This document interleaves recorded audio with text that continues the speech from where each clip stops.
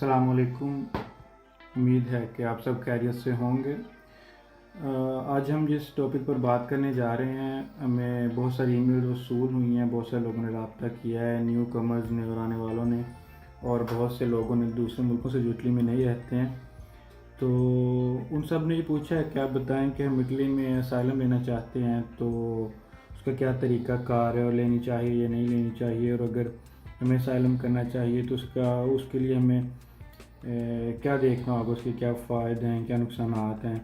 تو یہ ساری چیزیں جو ہیں اس سے متعلقہ بہت سے سوالات آئے ہیں، تو پھر میں نے یہ سوچا کہ اس کے متعلق ایک ویڈیو بناتے ہیں تو تاکہ آپ سب لوگوں کو کنسیپٹ جو ہے وہ کلیئر ہو جائے۔ تو پہلے میں آپ کو یہ بتاتا چلوں کہ اسائلم ہے کیا اور اس کا مطلب کیا ہے۔ اس کو اردو میں ہم کہتے ہیں سیاسی پناہ یا پناہ کی درخواست دینا۔ وہ جو لوگ سمجھتے ہیں کہ ان کو اپنے ملک یا علاقے میں یا پروسیکیوشن کا خطرہ ہے، یا واپس گئے تو ان کو مار دیا جائے گا، یا پھر ان کی دشمنی یا سیاسی بنیاد پر ان کو عدالتوں کا سامنا کرنا پڑے گا، تو اس لیے وہ اسائلم اپلائی کرتے ہیں۔ تو مگر پہلے ہمیں دیکھنا ہے کہ یہ ہے کیا چیز، کیوں کرتے ہیں، اس کے لیے قانون کیا ہے۔ یہ بھی یورپی ممالک جو ہیں، اس کے علاوہ اور بھی کافی ممالک ہیں جن کے یہ قانون میں شامل ہے کہ اگر کوئی دوسرے ملک سے آتا ہے، اگر اس کو کسی بھی قسم کا خطرہ ہے یا وہ درخواست دیتا ہے، خاص کر کے تھرڈ ورلڈ کنٹری سے، تو ہمیں اس کو اختیار ہی دینا چاہیے، اس کو سننا چاہیے، تو یعنی کہ وہ بتا سکتا ہے اس کو کیا مسئلہ ہے، تو اس حساب سے پھر ان کا کیس جو ہے وہ پرسیو ہوتا ہے۔ تو اسائلم اپلائی کرنے کے لیے جب آپ جاتے ہیں تو آپ کے ذہن میں ہوتا ہے کہ آپ نے جانا ہے، آپ نے اپلائی کرنا ہے تو آپ کا کیس پاس ہو جائے گا۔ اس کو اپلائی کرنے کا اس کے پاس یا نہ پاس ہونے سے، یعنی کہ منظور ہونے سے یا نہ منظور ہونے سے کوئی تعلق نہیں ہے کہ آپ کا جواب پازیٹیو ہی آئے گا یا آپ کا جواب نیگیٹیو ہی آئے گا۔ تو اس کے لیے ایسا ہے کہ یہ آپ کے کیس پر ڈیپینڈ کرتا ہے کہ آپ نے کتنا مضبوط کیس دیا ہے۔ اور ہم آپ کو یہ بھی بتاتے ہیں کہ ریفیوجی اور یہ اسائلم سیکرز میں ڈیفرنس کیا ہے، اور یہ اسٹیٹس کن لوگوں کو ملتا ہے، اور کون اپلائی کر سکتا ہے اور کہاں اپلائی کر سکتا ہے۔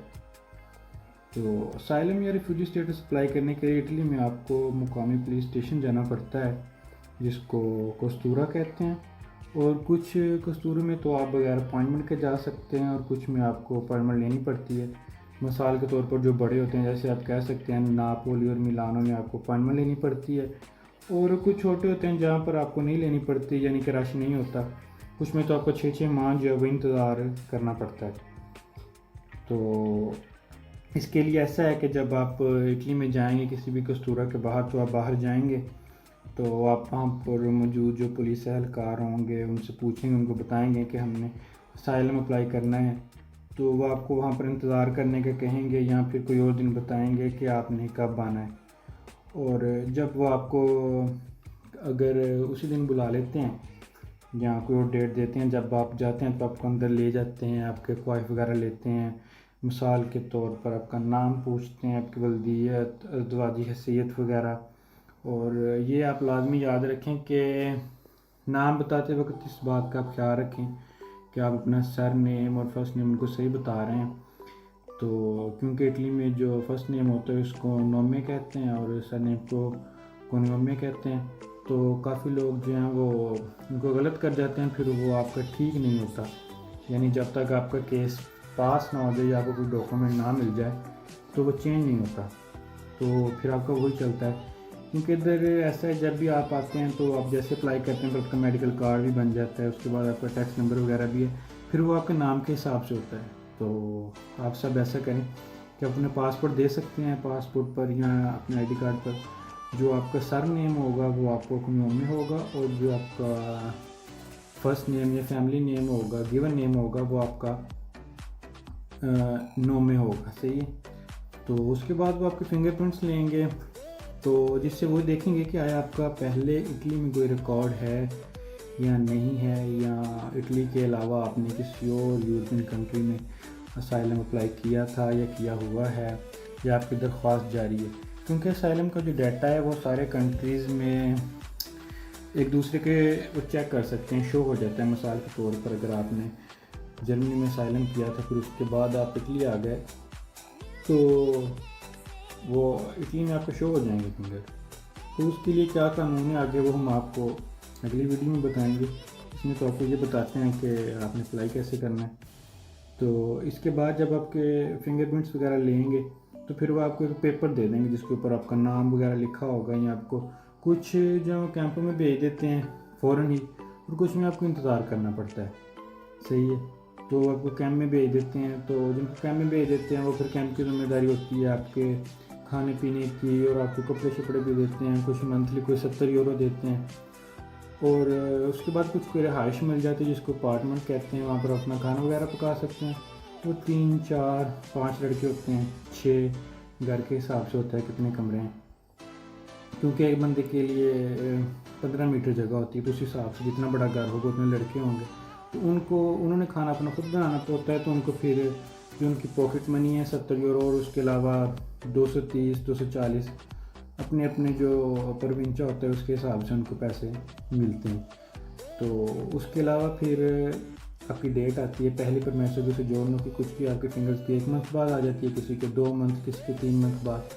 وہ آپ کا ہوتا ہے کہ آپ کے پاس کوئی ڈاکومنٹ ہے، آپ کو شو کروا سکتے ہیں کہ آپ کچھ ملا ہے.